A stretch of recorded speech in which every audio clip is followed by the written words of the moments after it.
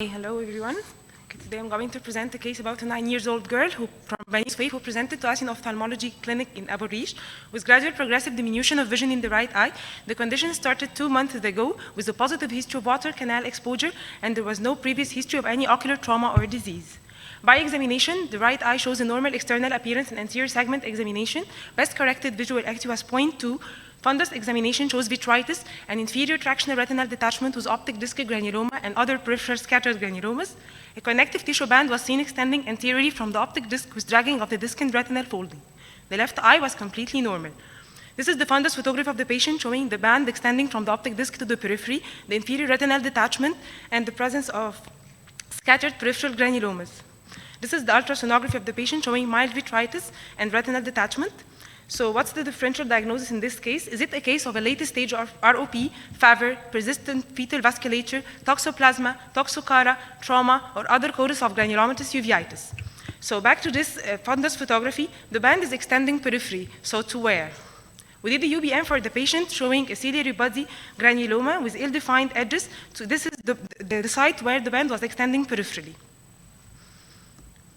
So do we do the systemic workup for the patient? CBC was differential, ESR, CRP. The CBC came out with eosinophilia, ESR and CRP were high. All other investigations proved to be negative. So now we can exclude other causes. ROP or FAVR, the patient was full term with no history of previous NICU admission and normal other eye. Persistent fetal vasculature, the patient was having a clear lens and a connective tissue band was seen extending to the ciliary body and not to the lens. Toxocariasis and toxoplasma can be easily excluded by the negative family history and negative antibodies. Trauma, negative history, but also it cannot be confirmed. So our diagnosis is a case of presumed trematode-induced granulomatous intermediate and posterior uveitis with tractional retinal detachment. On reviewing the literature, this term was first recognized in 2002 by studying in South India.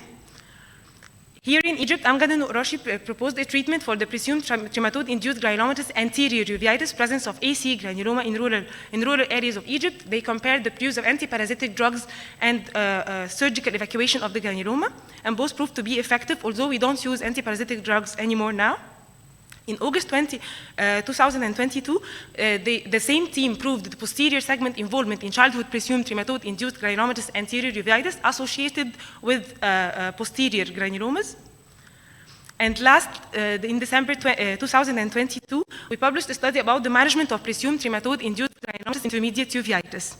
So back to our patient, the management was to do vitrectomy, but with additional steps. We do lensectomy without IOL implantation if the lens was affected, which not the case in our case. Inserting cannulas at sites away from the ciliary body granulomas, posterior capsulotomy and anterior vitrectomy, focusing on ciliary body granuloma with the help of peripheral indentation, like we see here. And sacrificing the anterior and posterior capsule at these sites, we do as much as we can debulking of the granuloma with diathermy of the remaining part. Usually it's impossible to remove all the granuloma. And this is a picture of the vitrectomy procedure. Proceeding with the removal of the connective tissue bands, peeling of epiretinal membranes, retinectomy if needed if there was retinal shortening, argon laser photocoagulation, direct PFCL silicone exchange, then suturing the sclerotomies, and then silicone oil should be removed after 3 months associated with secondary IOL implantation. So our conclusion today, this is a less common presentation of presumed trematode-induced granulomatous uveitis, presenting with ciliary body granuloma rather than the usual AC granuloma. UBM is crucial for diagnosis. Presentation is similar to ocular toxocariasis, but negative serological test for toxocara can help differentiating both entities. The definitive diagnosis is achieved by recovering the pathogen's DNA. Diagnosis is presumed and depends on positive history of water canal exposure and after exclusion of other causes of granulomatous uveitis. Special thanks to Dr. Abdel Salam, and thank you.